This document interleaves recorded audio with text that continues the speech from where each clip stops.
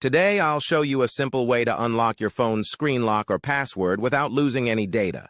The best part? It's free and easy, even if you're not a tech expert. Just follow these steps, and you'll be able to unlock any phone hassle-free. Let's get started. You can unlock your phone's screen lock or password using a special code. You will need to press on emergency call, and then you must enter a code. This code is unique to each type of phone and is provided by the phone manufacturer.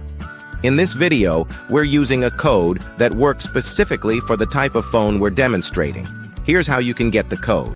Visit this website that provides unlock codes for free using a unique method. And that's it. Now you can unlock your phone without losing any data. See you in the next video.